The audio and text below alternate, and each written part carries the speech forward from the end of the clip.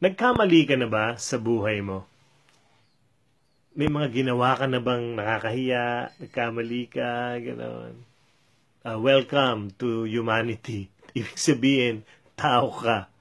Ikaw ay tao, hindi alien.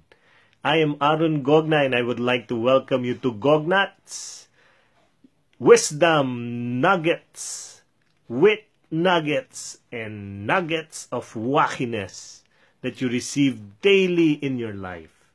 Nagkamali ka na ba sa buhay? Alam nyo, kahit teachers nagkakamali. Pakinggan nyo to ha.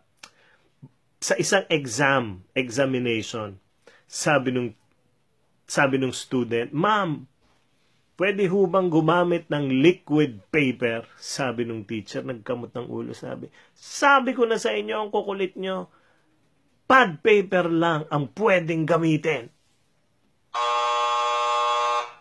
Liquid paper, pad paper. Teacher na yon. Ano pa?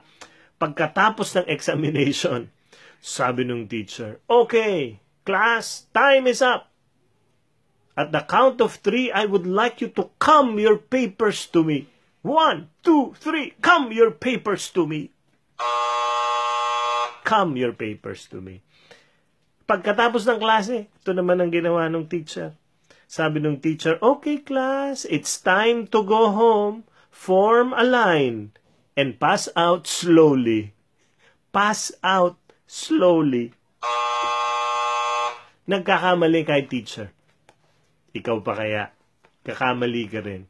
But the thing is this, have you forgiven yourself?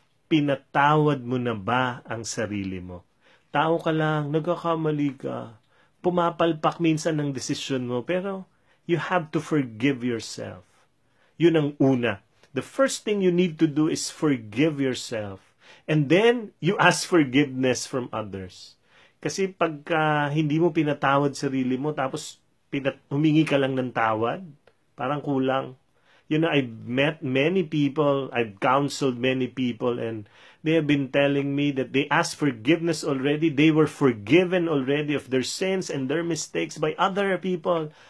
Pero parang hindi pa rin sila makalaya. They're still slave of that situation, of that mistake. Why? We found out that they have not forgiven themselves. My prayer for you, my dear friends, is that you forgive yourself so that you will be truly free. Tandaan mo, tao ka, nagkakamali ka. And believe me, God has forgiven you a long, long time ago. So I would like you to experience freedom. Forgive yourself from all the mistakes you have done so that you could live a full life. This is Aaron Gogna, and this is Gognats. God bless you.